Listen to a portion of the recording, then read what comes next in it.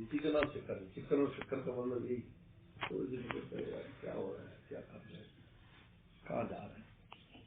یہ حقیقت بات ہے کہ آپ اپنی پرسنل لائف کے لیے فکر مند ہو جائے کہ میں کیا کر رہا ہوں, آپ کے سارے دنیاوی معاملات سیدھے ہو جائیں گے. یہ وظیفہ دے رہا ہوں آپ کو تجربہ کرتے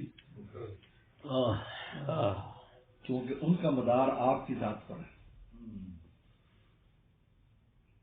آپ کی ذات غفلت میں ہے, آپ کی ذات دنیا میں آپ کے ہاتھ آنے والے نہیں. آپ اپنی فکر میں ہیں تو وہ جو اسباب ہے وہ آپ کی فکر میں ہوں گے, یار اس کو کیسے فائدہ پہنچائیں, یہ تو اور کام میں لگا ہوا, چل اس کو ہم فائدہ پہنچائیں. اور جو بچہ بہت مشغول ہو, گھر میں کام میں لگا, تو اس کی روٹی کی ماں فکر کرتی ہے, بلکہ منہ لقمہ اگر چل تو کام کرتا رہتی ہے, روٹی کھلاتی رہتی ہے, جلدی جلدی پڑھ شاباش ماشاءاللہ پڑھتا رہے.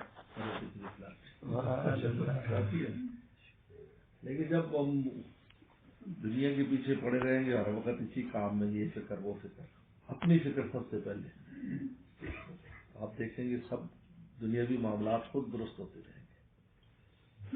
جو کہ یہ نہیں ہے اپنی ذات سے غافل ہے, ہر چیز ہم سے غافل ہے. حضرت گانوی صاحب بڑی پیاری بات فرما دیتے کہ تم اسباب کو دیکھتے ہو, اسباب مولا کو دیکھتے ہیں, کس سے کام آنا ہے کہ